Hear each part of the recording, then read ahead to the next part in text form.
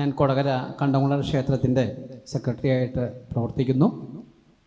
നമ്മൾ എല്ലായ്പ്പോഴും ചർച്ച ചെയ്യുന്ന വിഷയമാണ് ഇപ്പോൾ നമ്മൾ അറിഞ്ഞുകൊണ്ടിരിക്കുന്നു ശബരിമലയെക്കുറിച്ചുള്ള വിഷയം.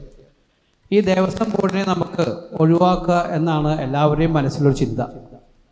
ദേവസ്വം ബോർഡിനെ ഒഴിവാക്കുകയാണെങ്കിൽ ഹിന്ദു സ്ഥാപനങ്ങൾ പിന്നെ എങ്ങനെ അത് പ്രവർത്തിപ്പിക്കാനായിട്ട് നമുക്ക് സാധിക്കും എന്ന് വളരെ അടിയന്തരമായിട്ട് ചർച്ച ചെയ്യേണ്ടതും ചിന്തിക്കേണ്ടതുമായിട്ടുള്ള വിഷയമാണ് എന്ന് എനിക്ക് തോന്നുന്നു. ഇത് നമ്മൾ ഹിന്ദു നേതൃത്വ സമ്മേളനമാണ്. ഹിന്ദു സമൂഹത്തിൻ്റെ ഉന്നമനത്തിനും ഒരു ധർമ്മത്തിൻ്റെ പുനരുദ്ധാരണത്തിനു വേണ്ടിയാണ് ഈ പരിപാടി നമ്മൾ നടത്തുന്നതെന്നും നമുക്കെല്ലാവർക്കും അറിയാം. അതുകൊണ്ട് പരംപൂജ്യരായിട്ടുള്ള സന്യാസി വര്യന്മാർ ഈ കാര്യത്തിൽ ഒരു അടിയന്തരമായിട്ടുള്ളൊരു ശ്രദ്ധ കൊടുത്ത് ഏത് രീതിയിൽ ഇതിലൊരു മാറ്റം ഉണ്ടാക്കാൻ പറ്റുമെന്ന് ഒന്ന് ചർച്ച ചെയ്യണമെന്ന് വിനീതമായിട്ട് അഭ്യർത്ഥിക്കുന്നു. ഇവിടെ വളരെ പ്രസക്തമായ വിഷയമാണ്. പൊതുവെ ഉന്നയിക്കപ്പെടുന്ന ചോദ്യമാണ്, സർക്കാർ നിയന്ത്രിത ദേവസ്വം ബോർഡുകൾ ഇല്ലാതായാൽ ആര് ഇത് ഏറ്റെടുക്കും?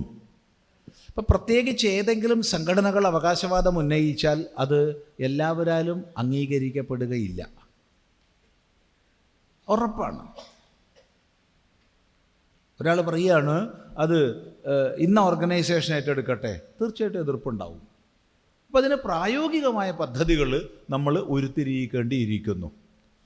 അല്ലെങ്കിൽ നമുക്ക് മുന്നോട്ട് വയ്ക്കാനുള്ള അഭിപ്രായം, നേരത്തെ പറഞ്ഞു, എല്ലാ കമ്മിറ്റികളിലും ക്ഷേത്ര വിശ്വാസികളായവർ മെമ്പർഷിപ്പ് എടുക്കണം, എക്സിക്യൂട്ടീവിലേക്ക് വരണം എന്നൊക്കെ നേരത്തെ പറഞ്ഞു.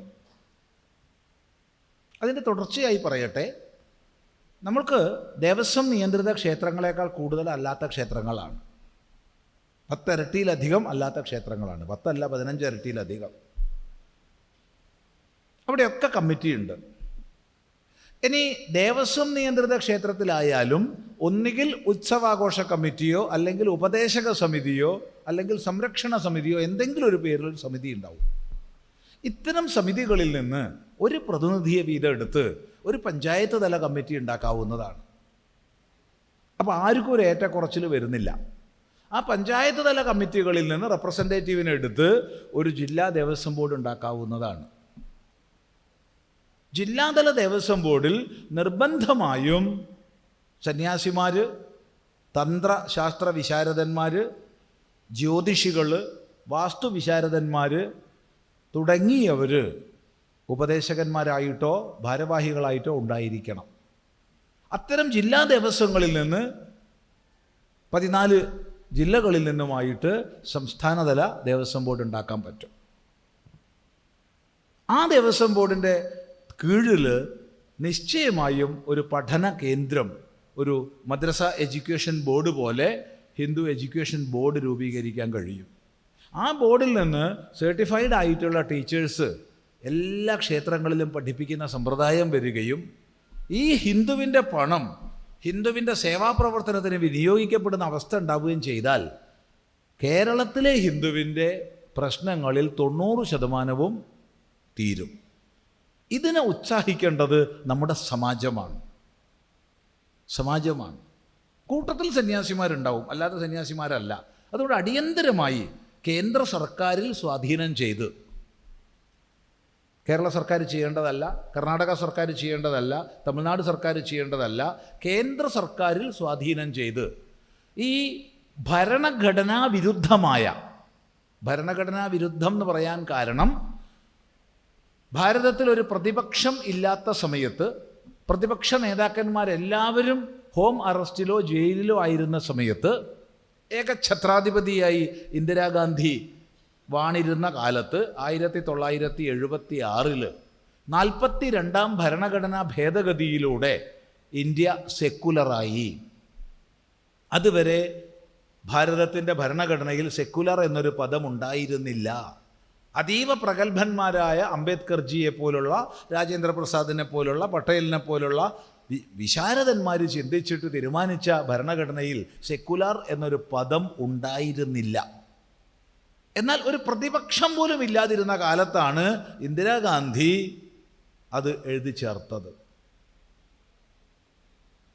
അതെ, ഇപ്പോൾ സെക്കുലറായി കഴിഞ്ഞാൽ ഏതെങ്കിലും മതസ്ഥാപനം നടത്തുക എന്നുള്ളത് നയത്തിനും നിയമത്തിനും ന്യായത്തിനും എതിരാണ്.